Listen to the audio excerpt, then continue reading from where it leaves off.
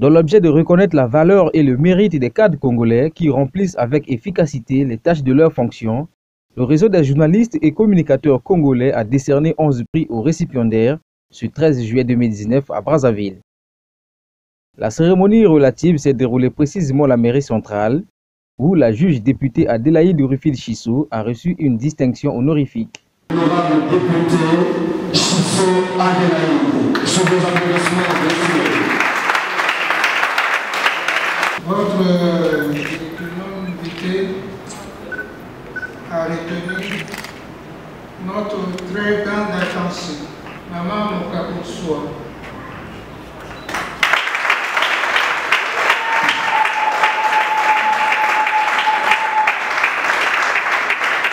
Au nom de notre réseau, on dit aussi à Ngalambo Karebongi Nabati. Il a envie de ça. Maman, soyez le nôtre partout qui sait.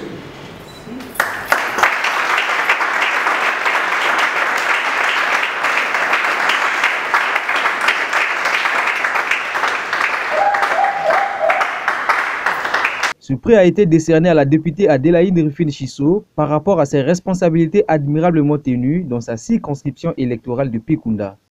Ainsi, pour avoir reconnu de son vivant son travail acharné, visiblement connu et indéniable en si peu de temps, la juge députée dit juste merci, puis dédie le prix aux autorités compétentes à travers une déclaration. Je tiens vivement à remercier, avant tout propos, du fond du cœur, le collectif des journalistes chroniqueurs congolais pour cette initiative louable qui met en lumière tous ceux qui font bien dans notre pays de leur vivant.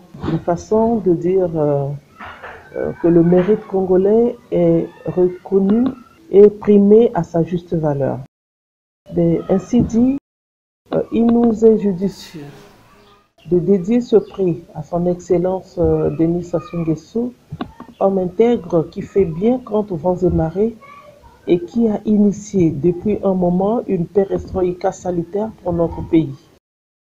Par ailleurs, ce prix est aussi dédié à l'ensemble de mon état-major politique à travers son secrétaire général, Pierre Ngolo, que je salue en passant et félicite pour le bon management du parti. Et sans oublier la population de Pikunda qui, grâce à elle, aujourd'hui, Pikunda est à la une.